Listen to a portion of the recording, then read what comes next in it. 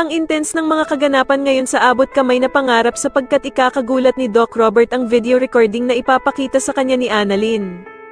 Dito nga matapos na hindi sumama ni Zoe kila Annalyn at Lynette ay mahuhuli nila ito na kinakausap ang ina nitong si Moira, kaya naman ay agad niya itong ipapaalam kay Doc Robert.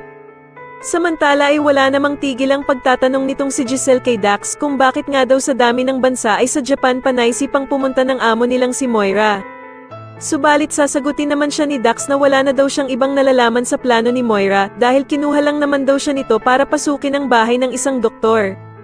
Agad namang tatanungin ni Giselle kung sino daw ang doktor na tinutukoy nito at laking gulat niya nga nang sabihin ni Dax na kay Doc Carlos nga daw ang bahay na ipinautos sa kanila ni Moira. Samantala ay tuluyan na nga ding makakarating ng Japan itong si Doc Robert dahil sa kagustuhan nitong mahuli na nga ang bruhan niyang asawa na si Moira. Kaya naman sa wakas nga ay makukumpleto na naman ang pamilya nila kasama sila Annalyn at Lynette.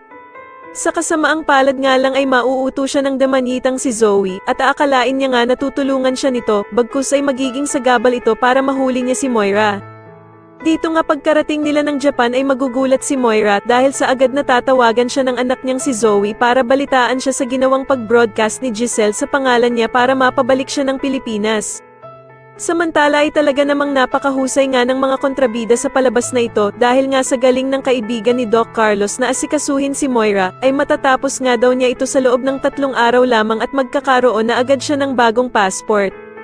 Sa kabilang banda naman ay excited na nga sana si Annalyn at Lynette na pumunta ng Mount Fuji kasama si Zoe, ngunit bigla nga itong tatanggi sa kanila na sumama papunta doon. Sasabihin nga ni Zoe na biglang sumama ang kanyang pakiramdam kaya hindi na daw ito makakasama sa kanila. Pero bigla naman siyang sasagutin ni Annalyn na masama ba daw talaga ang pakiramdam nito o meron lang talaga siyang gustong kitain na ibang tao.